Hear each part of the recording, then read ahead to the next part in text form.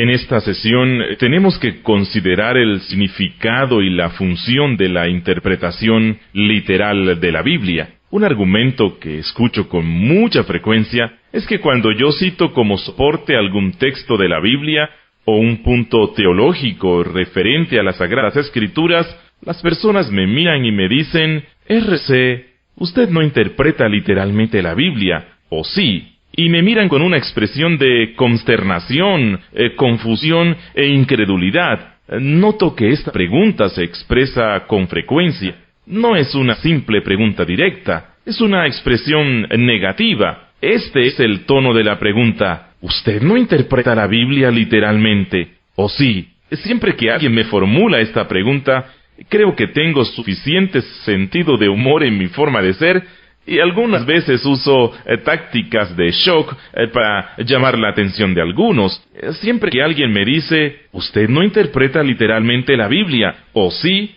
Mi forma de responder a esta pregunta es: por supuesto. ¿Quién no lo hace? ¿Quién en sus cabales no interpreta literalmente la Biblia?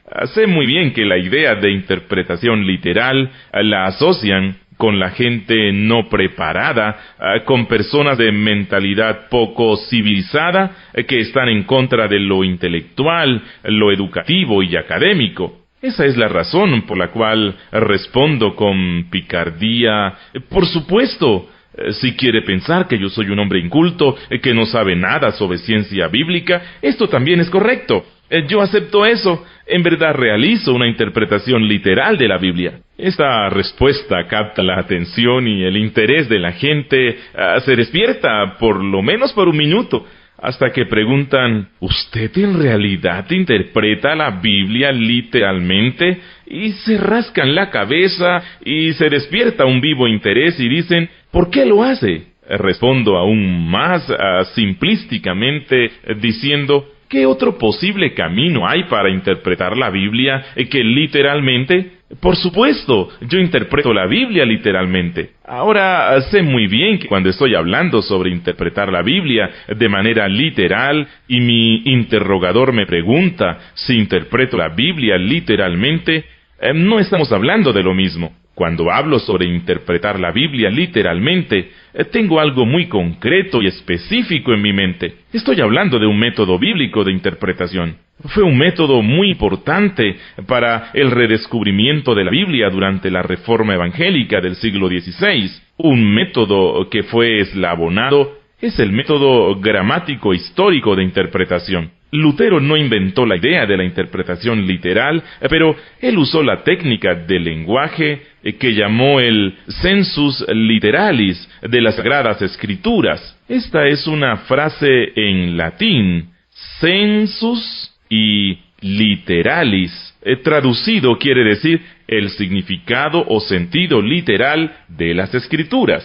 Cuando Lutero dijo que la regla principal de cabal juicio es interpretar la Biblia literalmente, en una forma más simple, él dijo que lo que debemos buscar cuando vamos a las Escrituras es el evidente sentido del significado del texto y poner en claro que interpretar la Biblia literalmente en el sentido clásico es interpretar la Biblia según su literalis, que se relaciona con su literatura por la forma en que fue escrita.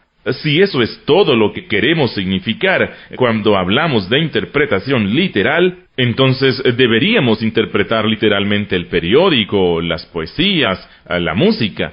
Cualquier cosa que haya sido escrita como literatura debería ser interpretada como literatura, lo que significa que debemos seguir el patrón y las reglas normales de la interpretación literaria. Esto hace que a personas conservadoras se les crucen los cables. Los cristianos evangélicos muchas veces se me oponen cuando les digo que una regla práctica para la interpretación literal es interpretar la Biblia como lo hacemos con otro libro, y que debemos leer la Biblia en cierto sentido como lo hacemos con cualquier otro libro. Y estas personas escuchan con horror y dicen: ¿qué quiere decir usted? La Biblia no es como cualquier otro libro. La Biblia es el libro de los libros, es la norma de las normas y no debe ser normada. La Biblia es la palabra de Dios y la única palabra de Dios.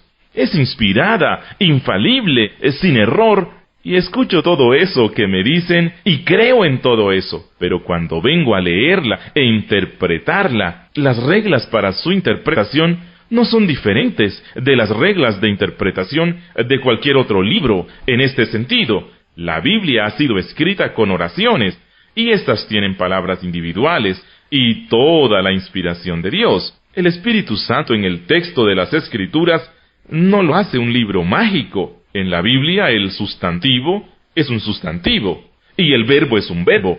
Y si ustedes quieren entender cómo estos elementos concuerdan entre sí, necesitan comprender las reglas gramaticales. El Espíritu Santo y la inspiración no cambian sustantivos a verbos, ni verbos a sustantivos, y como intérprete humano, sigo llamado a reconocer la diferencia entre adjetivos y adverbios, preguntas y respuestas, indicativos e imperativos. Por lo tanto, a lo que Lutero quería llegar cuando dijo, acudan a la Biblia y busquen su sentido literal, era que busquemos su significado evidente. Él hizo esto por una razón, porque el grupo de la Edad Media tenía una manera muy extraña de enfocar las Sagradas Escrituras, una clase de enfoque místico.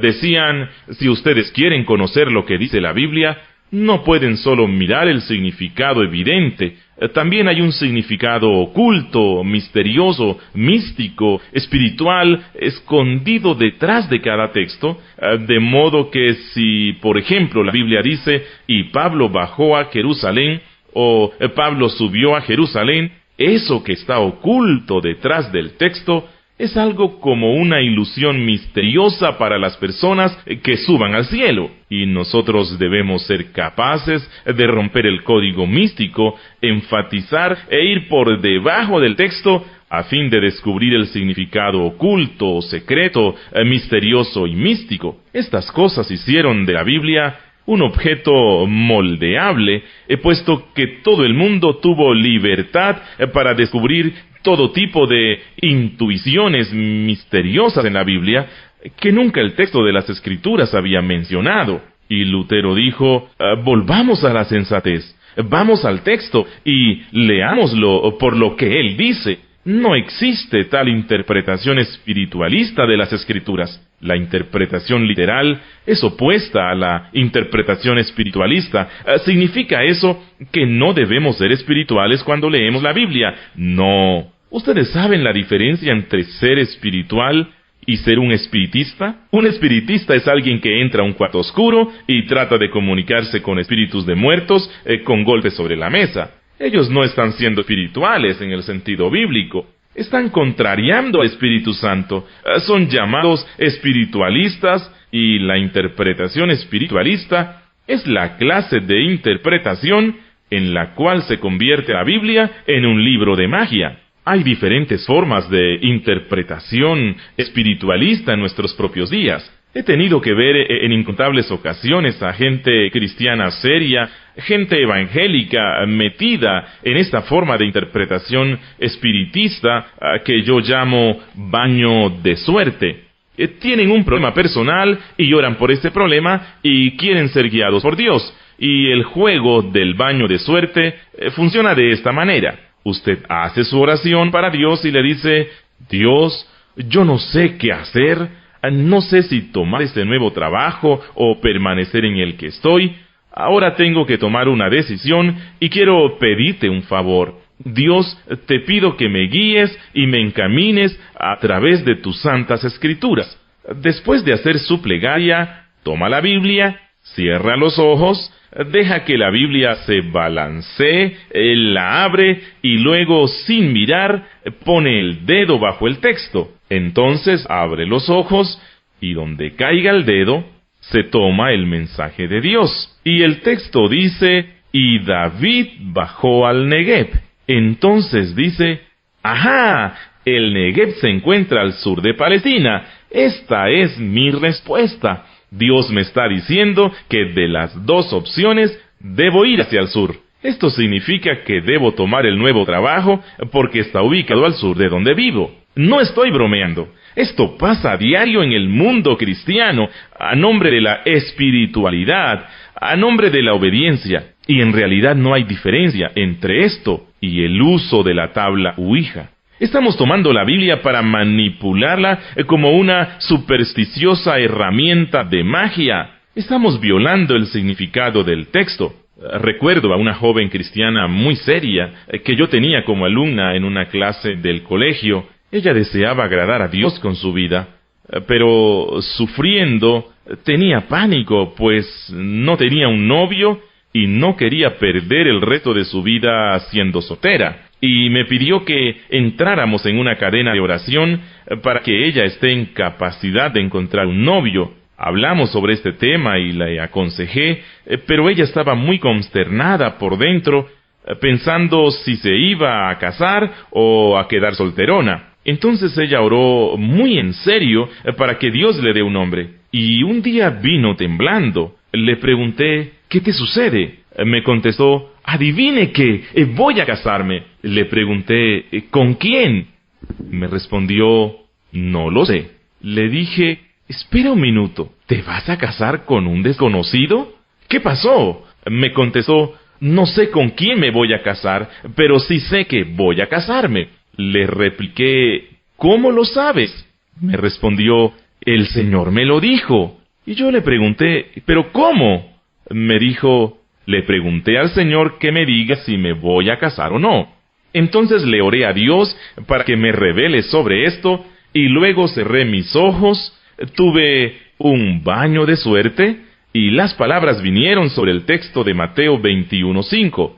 Decid a la hija de Sión, he aquí tu rey viene a ti manso, y sentado sobre una asna, sobre un pollino, hijo de animal de carga. Y ella dijo, ¿no lo ve? Dios me dijo a través de ese texto que me voy a casar. Según esta interpretación, Dios no solo le prometió un príncipe a esta mujer, sino que en lugar de montar a caballo, más bien estaría llegando al pueblo sobre un burro. Traté de varias maneras y no quería lastimar su exuberancia, pero tenía que explicarle que eso no era el camino correcto para interpretar las Sagradas Escrituras. 3 semanas más tarde, ella conoció a un joven que había conocido un tiempo antes, y tuvieron un noviazgo relámpago y se casaron.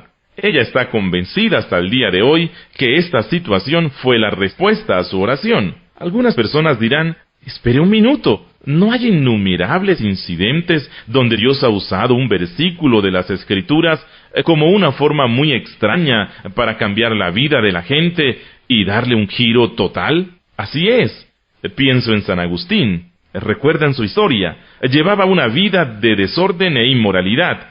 Su madre era una cristiana devota. Mónica, su madre, se pasaba orando todos los días con lágrimas por la conversión de su hijo, y mientras la historia continuaba, Agustín estaba caminando en el jardín una ocasión y unos niños estaban junto a un surco. Ellos jugaban con un juego que tenía un pequeño refrán en latín, toyo legi, toyo legi. Él escuchó estas palabras, cuyo significado literal era toma y léelo, toma y léelo. Él se quedó fascinado con esto, y ahí mismo encontró una copia del Nuevo Testamento, la recogió, la abrió, y sus ojos se clavaron en el texto de las Escrituras de Romanos capítulo 13, versículos 13 y 14. Andemos como de día, honestamente, no en glotonerías y borracheras, no en lujurias y lascivias, no en contiendas y envidia, sino vestíos del Señor Jesucristo, y no proveáis para los deseos de la carne. Y Agustín confesó que este texto se apoderó de su corazón y causó en él una dramática conversión a la fe cristiana. Les cuento que en esa ocasión especial en que Agustín cogió el texto, lo que lo convirtió fue una comprensión y aplicación correcta del texto bíblico. No dudo que el Espíritu Santo usó esa ocasión especial para traer a San Agustín a la fe, pero él usó el sentido sencillo del significado de las Escrituras para hacer esto, porque el texto que él vio y leyó, y el Espíritu que le dio convicción, le hablaron justo de los pecados de su vida, lo cual es exactamente la intención de este texto. No requirió de ninguna clase de distorsión supersticiosa, mística y mágica para lograrlo. La interpretación literal es entendida como algo muy simple, sin embargo, en la práctica real, en el sentido tradicional, requiere un alto grado de sofisticación y en algunos casos un conocimiento muy técnico. Debemos ser capaces de reconocer las formas literarias en las que las Escrituras nos llegan a nosotros. Voy a darles unas reglas prácticas que les ayudará a perfeccionar su habilidad para interpretar las Escrituras. Así, ustedes estarán en capacidad de reconocer ciertos problemas y ciertos tipos de escritos que hay en las Escrituras para que sepan cómo manejarlos para no caer en problemas. Para interpretar la Biblia literalmente, se requiere que estemos en capacidad de distinguir entre lo poético y las narraciones históricas, entre la literatura didáctica y la literatura sobre sabiduría y la apodíctica. Hay diferentes formas literarias y hay reglas para interpretar la poesía que son distintas a las que se usan para interpretar las narraciones históricas o para enseñar porciones de las epístolas, que son diferentes de las canciones que encontramos en el Antiguo Testamento. Debemos ser capaces de aprender a distinguir la diferencia, y esto no es siempre fácil. En algunas ocasiones, usted toma un fragmento de la literatura y está claro que es una poesía. Tienen rimas y ritmo y una cierta estructura de un poema. Y nosotros reconocemos que es una poesía lírica y se la trata de acuerdo a esto. Por otra parte, hay veces cuando las formas literarias se distinguen claramente, pero esto no es siempre claro.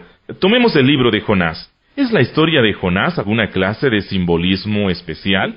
¿Es un poema épico? ¿Es una fábula diseñada para dar una lección de moral? ¿O es un acontecimiento real de la historia? Ha habido toda clase de debate sobre esto. Recuerdo cuando fui estudiante del seminario, en esa época yo era básicamente liberal, y el profesor del Antiguo Testamento era un hombre muy colérico y sanguíneo y también era liberal. Hubo un trabajo que desarrollé para una de sus asignaturas. Estaba en un curso avanzado de exégesis hebrea. Era un escrito sobre la forma literaria del libro de Jonás, y recuerdo que capté este tema y escribí un documento para ese profesor. En el mismo, argumenté que el libro de Jonás fue escrito como una narración histórica, y el profesor estuvo fuera de sí, no enojado, más bien estaba contento. De hecho, él pidió que publique este ensayo en un periódico religioso, y no pude entender por qué. Y él dijo, esto es una innovación. Él nunca había escuchado a nadie argumentar que Jonás fue escrito como una narración histórica, y él pensó que mis argumentos eran bastante buenos. Pensó que esta era una interpretación liberal. Pero el punto es que aún mientras yo realizaba este estudio, ustedes pueden ver que un libro como el de Jonás, porciones del mismo son escritas en un estilo que tiene mucha similitud con la narración histórica. Pero justo en medio de este libro hay un poema extenso que es poético. Tiene estrofas, tiene la estructura, la sintaxis y la versificación de la poesía. Se encuentra ahí como poesía. ¿Y cómo encaja este poema junto con la narrativa histórica? Esta no es siempre una pregunta fácil, y aquí hay algo de lo cual necesitamos tener mucho cuidado. Hay gente conservadora que cree que Jonás no fue un personaje histórico, no porque ellos no crean en los milagros, sino porque están persuadidos de que la estructura literaria, la forma literaria de Jonás, no es una forma histórica. Entonces este libro no debe ser interpretado como historia. Por otro lado, hay personas liberales que dicen, esta es una forma de literatura histórica, pero sabemos que no es histórica porque es sobrenatural y sabemos que los milagros no existen. Entonces, su prejuicio filosófico contra los milagros prejuzga la interpretación del texto, y nosotros tenemos que ser muy cuidadosos en esto, porque la Biblia puede ser distorsionada tanto a la izquierda como a la derecha por los liberales y los conservadores. Los conservadores, quienes quieren imponer una forma pesada de literalismo en el sentido popular, cuando no debería ser impuesto. Y por otro lado, los liberales, quienes tratan de rescatar dentro de la figura de símbolos o poesías, cuando éste no tenía una estructura poética. Lo que nosotros no queremos es violar la forma como fue escrito el libro. Cuando estuve en secundaria, fui a un curso en la iglesia local y el ministro estuvo explicándonos los milagros de Jesús desde una perspectiva liberal y habló sobre la alimentación a los 5,000 y dijo: nosotros sabemos que Jesús no pudo haber alimentado a 5,000 personas con un par de peces y un par de panes. Entonces, si no podemos interpretarlo de esta forma, ¿qué es lo que en realidad pasó? Bueno, algunas personas llevaron sus alimentos, pero muchos de ellos no fueron diligentes para prepararse para este evento, y Jesús pudo persuadir a quienes llevaron algo para que lo compartan con los que no lo hicieron. Por tanto, el verdadero milagro es de carácter ético, y nos detuvimos a pensar, ¿no es maravilloso? ¡Qué estupenda manera de reinterpretar las Escrituras! Pero ese hombre violó el texto, porque no tiene sentido enseñar que Jesús persuadió a la gente. Lo que el texto está diciendo es que Jesús, a través de poderes sobrenaturales, asombró a todos, alimentando a 5,000. La cuestión de creer o no creer es una pregunta que viene después de la interpretación. Primero, usted tiene que entender lo que dice, y luego debemos decir si creemos o no creemos. Pero no podemos, porque no creemos en él, ni podemos reinterpretarlo. O vemos los errores en la otra dirección, el literalismo forzado o historicidad forzada, cuando la Biblia no nos garantiza esto. He leído más de un intento de parte de conservadores y evangélicos, quienes, tratando de demostrar cuán maravillosas y estupendas son las profecías bíblicas, que no solamente miran las profecías del futuro en Jeremías, Isaías, Miqueas, Joel y Nahum, entre otros, sino que regresan a los poemas en el libro de Job, o en los Salmos, o en Proverbios, y ustedes ven un poema donde alguien rinde culto a la grandeza y a la magnificencia de Dios, que dice: la palabra de Dios vino a través del aire por los 4 puntos de la tierra. Alguien lee esto y dice: ¿quiere decir que Job dijo que la palabra de Dios es enviada por el aire? ¿Cómo puede la palabra de Dios ser enviada a través del aire? Esta es una profecía de la invención de la radio, porque hoy la palabra de Dios es transmitida por el aire en ondas radiales o de la televisión. El texto no habla de esto. Este texto está hablando de la expresión poética del poder de la palabra de Dios para alcanzar todo el globo terráqueo. No tiene nada que ver con la televisión ni la radio.